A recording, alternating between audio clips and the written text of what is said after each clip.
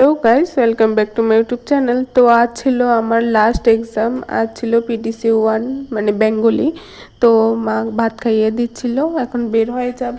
কাল রাত 12টার সময় ঠিক আমার এত পরিমাণে বমি স্টার্ট হয়েছিল, আমার গ্যাসের প্রবলেম হয়ে গিয়েছিল। তাই বেরোনোর সময় মা একটা আদা মুখে দিয়ে দিয়েছে যেন বমি না হয়। আর আমার প্রচণ্ড পরিমাণে কাশি হচ্ছিল। তো এখন আমি বের হয়ে পড়েছি অটোর জন্য, কলেজে যাব বলে।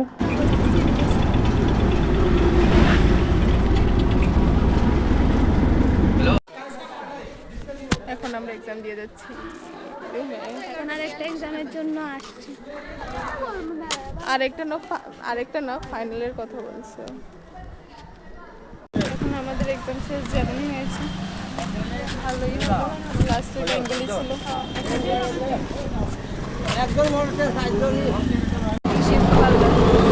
তো আমাদের এক্সাম শেষ, এখন আমরা চলে যাচ্ছি। এখন আমরা বাড়িতে চলে যাব। ওরা বাড়িতে চলে যাবে, আমি কালকে যাব। রুমে এসে আমি আর কোনো ক্লিপস নিইনি, কারণ অনেকটা টায়ার্ড ছিলাম। এসেই ফ্রেশ হয়ে ভাত খেয়ে ঘুমিয়ে পড়েছিলাম। ঘুম থেকে উঠে আর একটু ফ্রেশ হয়ে রেডি হয়ে বেরোয় পড়ছি শপিংয়ের জন্য। আমি, মা আর বনু। দেখা যাক আজ কি কি শপিং করা যায়।